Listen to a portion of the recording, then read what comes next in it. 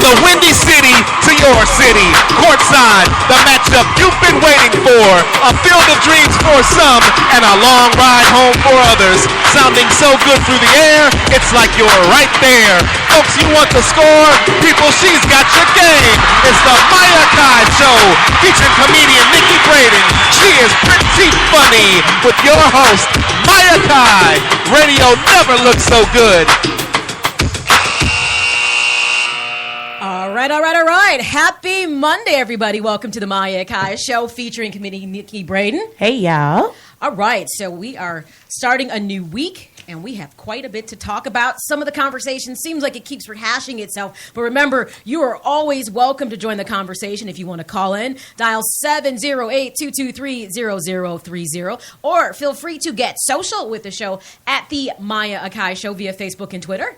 And I am Nikki Braden, NIKKIBRAYDEN on Facebook and Twitter. The Nikki Braden on Instagram. That's right. She's a Graham girl. Okay, and of course, there's so many ways you can be listening to the show. Obviously, you might be tuned into 90.5 FM HD radio for all of you who are lucky enough to be rolling with HD radio. Mm-hmm. Or perhaps you are a Sirius XM subscriber. If you are, then you may be tuned into channel 432. And of course, you can always listen online via live stream, or you can just go to the station website if you'd like to watch and listen. That's WGSJBCradio.com. You can click and listen, or you can click to watch and listen. So all kinds of ways that you can listen to the show. You did that or get on involved. a Monday. You did that on a Monday. I did that on a Monday. I did that on a Monday. All right, so how the show is going to unfold today? Well, at this 11 o'clock hour, we're going to recap the weekend, check out things we might have done, interesting turn of events that may have happened, and then we'll jump into what's trending, those hot topics and headline everyone's talking about that have a local, national, international focus, and you can better believe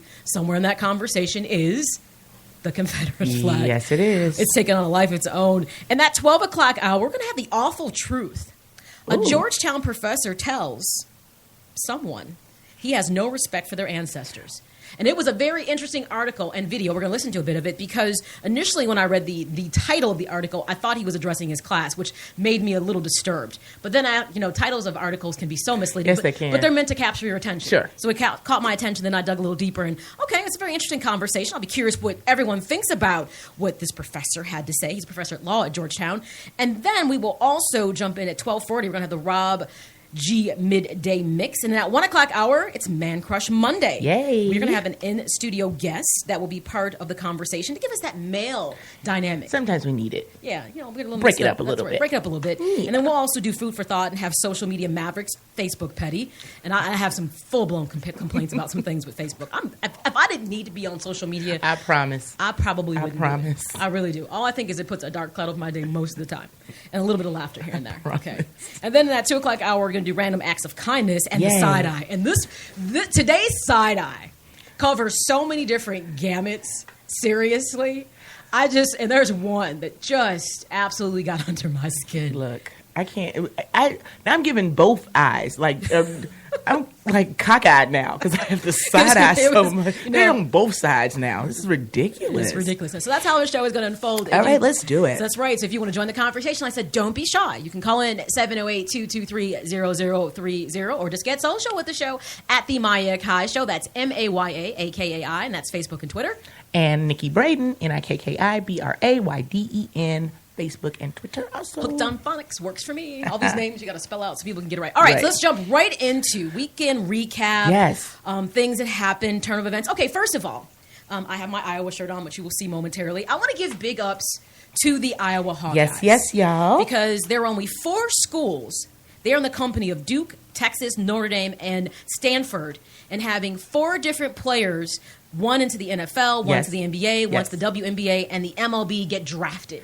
What? So, for all of us, that Hawkeye pride, like I said, that's not an easy feat. That is not an easy thing to do. To actually have that many of their student athletes make it to that next tier. Right. So, congratulations Absolutely, to my Hawkeye Hawkeyes. fam, doing it big, representing during the draft. I know people think we're irrelevant with sports, but obviously we're not. That is true. And actually, interesting enough, Hickman, who is a pitcher, was drafted by the Sox. Yes. He's right here from Chicago. He went to Simeon. So that's a local kid coming That's back home. awesome. And coming back home to do play it. for the White Sox. I love it. You had White, who was a big fixture in the Iowa team basketball-wise. Sheffer was drafted by the Redskins, and then Logie was drafted by the Atlanta Dream. Nice. So congratulations to all of my Hawkeyes that graduated. Yes, as well absolutely. as moves to that next part of their dream, which is really cool. Something else that was interesting in drafts. The NFL had their draft. And just a side note, because I think diversity sometimes gets lost in translation in the NHL, the Islanders actually drafted the first Chinese player as a defenseman, Andong Song. Say it again. Andong Song. One more time. Stop. I'm not doing it again. So actually, he's the first. Anytime you're first of anything, it has to be right. a footnote. A footnote next to you. So Islanders draft the first ever Chinese player into the NHL. Wow. So that's awesome. So that's kind of way to go, Ndong. Song. So a little bit, draft news. We've gotten through most of our major drafts, so obviously, before we know it, we'll see a lot of this talent. Hopefully, did you hear about the guy who was not in the draft, but he was like 6'11" or something? So he's going to be looked at. No. He was just a writer. But he put on a suit and he went in and he was getting free drinks and girls. It's amazing what a suit and a hat, a baseball hat will do. And you walk in with confidence and they just let him right in. You do know that, unfortunately, one of the stereotypes that's out in the world is that if you happen to be a very tall man or woman, there's always a thought, especially if you're within a certain age bracket, that you may be a professional athlete. Okay, if somebody asked me one more time if I play for the WNBA, I was like, no, I'm lazy. I am fully guilty, even though I escaped from Middle Earth. I tend to be very attracted to giants, and I've dated guys that are like 6'6", 6'7", like really tall. Yes. And every time we would go out someplace, people would make the assumption that they were an NBA player. Oh, sure. Which I thought was funny. I'm like, well, let's work this. Yes. Who can you be? Oh, absolutely. So we can be VIP and just milking it. Because if we're going to be dumb enough to assume that you are an NBA player just because you happen to be freakishly tall, yes. Well, I think we should monopolize on this. Yes. And it's perfect because they're always attracted to awfully little short women. It works out great.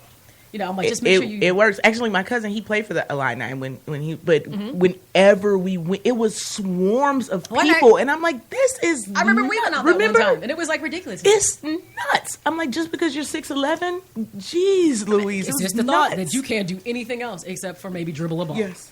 Wow. That's unfortunate. But hey, it is what it is. So if you can somehow reap the you benefits can play it off, and if you got get some your free swag, drinks, you can probably monopolize. A suit and a hat. I'm not mad because somehow if there was something that hobbits could benefit on, I would be there. I probably can be an extra for You something. are not a hobbit. You're not that short. I was pretty darn close. All right, so big ups to all of my young folks that were drafted and living their dreams. Congrats, Hawkeyes. My Hawkeyes. I think that's a good thing. All right, so some other stuff, obviously, that was trending. Oh, before we drop in some trending stuff, I also want to say that food truck fest was sold out. I didn't do it. Hurt my feelings. No, you couldn't do it because it was sold out. They actually had to move the location. They didn't really anticipate. It was here. It was a food truck festival here in Chicago. At the U.S. Cellular Field. They had to move it down on 24th and Dearborn. It was they had to move it because they did not anticipate that food trucks would drive people crazy.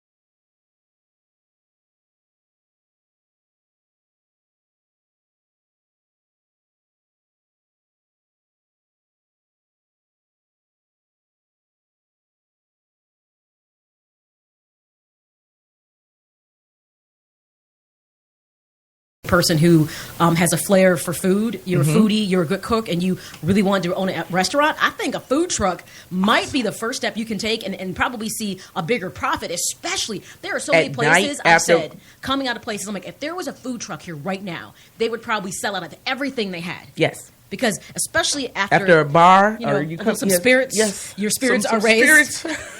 And you gotta be looking for sustenance after this, you know. So I'm telling you, I think a food truck. If you happen to be like you want to own a restaurant, I think it's a first step that probably went in the right direction. So you're right, that did sell out. Yes, it did. Also, Milwaukee Summerfest was going on, so that was another big thing. I mean, this was a weekend where there were lots of activities. I was bummed because Friday it rained, and I kind of thought the whole weekend might kind of turn out like that. But Saturday and Sunday came out okay. So I actually took the time to do something I have not done in a number of years, which is I live in the southwest suburbs in Joliet, and they had the Taste of Joliet, which really to me it lacked lusters of having any real reflection of the community, even like from the food. I'm like, you don't even have any of the local restaurants that this is the whole point. It's the Taste of Joliet. Right. I think sometimes people lose their vision. At least I'll say when I go to Neighborhood Rib Fest, it makes sense. Yes. You know, so I'm going to have to get on my local park district and kind of talk to them about, you know, you need to kind of retool this so it does reflect your community. So on Friday, I wanted to go see Cheap Trick, but because it was raining, I'm like, well, guess who's not going to see Cheap Trick? It's going to be me, because I'm a big 80s, 90s music person. Sure. So on Saturday, it was supposed to be Plain White Tees. I missed that, but I picked up and saw Big and Rich, who is the band, like a rock country band that sang Save a Horse, Ride a Cowboy, which I happen to like that song. Okay, but I'm going to tell you what blew me away about this, Nikki, seriously. And this is what I like about these kind of local neighborhood fests, because you'll see things you've never seen before, and it'll have a different element to it. So they get to their main set of music, which is obviously predominantly country, and then all of a sudden, like about this 6'5" black guy walks on the stage with like a belt buckle on big as Sade's head. Why did you say that? Because it was that big. Seriously, you could see that from you like. Couldn't do another analogy because it was to do Sade's head. Forehead. Yikes. Anyways, a very pretty forehead, by the way. Only she can rock that. She could rock that because I would look like an alien if I had a forehead like that. Not that I halfway don't. Okay, so he walks out. I'm like, okay. And they're like, I bet you didn't know about country, rap, hip hop. And I'm like, huh? He did not. Yes, they did. Yes, they did. Now, he didn't say this. The two band members from Big and Rich said this. Okay. So he walks out. They called him like Big Mo or something like that. I don't know what they said. And all of a sudden, they start doing like House of Pain, Jump Around, but then Black Sheep. I mean, they like roll. Wow. He wasn't just, they were integrated. Everybody in the band was. With country? With country Black Sheep. Yes. But here's like, it didn't sound like real country. And I was like, okay, but here's a weird thing. The audience like went nuts because it was full of a lot of millennials, and they just how they responded to it. I was like, okay, because that was good music though. They covered. I mean, they did Rob Bass. I mean, it was just really that's unique. When it was fun. That's and when I was like, was fun. okay, I'm like, I just had an experience that I didn't expect, but because I like live music, but it was really interesting. So that was one of my weekend things that I didn't anticipate was going to be like that. But I mean, Big and Rich is cool, but I just didn't realize they were that diversified. They said country rap. Wow. Which I kind of heard of. He's like, yeah, we know all about hip hop. And then and they didn't go lightweight. And they did like some Vanilla Ice and all kinds of stuff. Nice. And I was like, see, that kind of music, back in the day, that was fun. Had that influence. Yes. So that was kind of my fun. All right, Orland Park, ours is this weekend. You better step it up. That's right. I want some House of Pain and Jump Around this weekend on Saturday. So that was kind of interesting, the whole country rap thing. I was like, okay, that's different.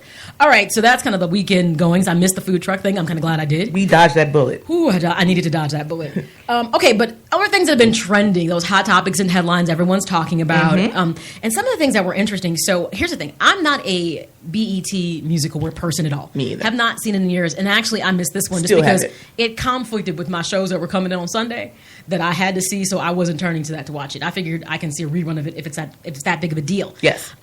Interesting enough, though, it's probably one of those shows I would have watched because of part of the focus. I didn't realize they were honoring Janet Jackson as an ultimate icon. They gave her the Music Dance Visual Award.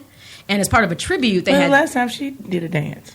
I mean, well, it was honoring her award. I mean, you got to admit, she led. She did. Videos, she led the dance, like that Music dance Visual Award for a long time ago, or just icon. It's an icon. Okay, award. I got you. So she, along with her brother, were those two people that just didn't just dance. There was remember like Rhythm Nation. There was always like a kind of like a storyline. It was very visually orchestrated. So she received that icon award, ultimate icon, what it was called, and then they did a tribute to her, and it had Jason Derulo. Tanashi, who I'm not that familiar with. It seems like they're pushing her a lot, but I don't really know her very well. I don't even know. And then Sierra. I've never heard of it.